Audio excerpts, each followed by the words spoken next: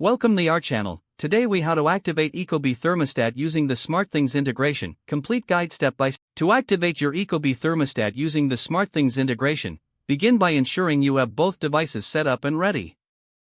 Open the SmartThings app on your smartphone.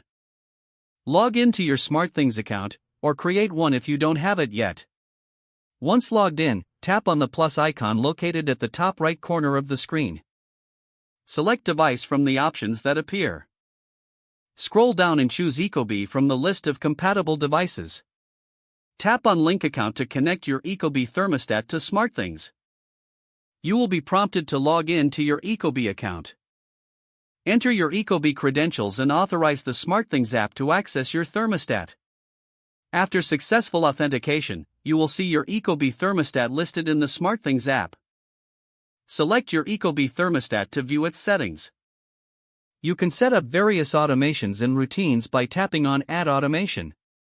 Customize your automation according to your preferences, such as temperature adjustments based on the time of day. To view or change the current temperature settings, simply tap on the thermostat in the SmartThings app. Adjust the temperature by sliding the control bar or entering a specific degree. If you want to monitor your energy usage, navigate to the Energy Reports section in the Ecobee app. Review the data to understand your energy consumption and adjust settings accordingly. To control your thermostat with voice commands, ensure your SmartThings is linked to a compatible voice assistant, like Google Assistant or Amazon Alexa. You can now activate your Ecobee thermostat using voice commands like Set the thermostat to 72 degrees. To further customize your settings, explore the Device Settings section for additional options. With everything configured, enjoy the convenience of controlling your Ecobee thermostat through SmartThings integration. If the page does not load, refresh the browser or try again in a private or incognito window. Make sure you are using the correct email address, then retype it carefully to avoid small typos. If your password is not accepted, use the reset option and create a new strong password you can remember. Check your spam folder for verification or security emails, then complete any requested confirmation steps.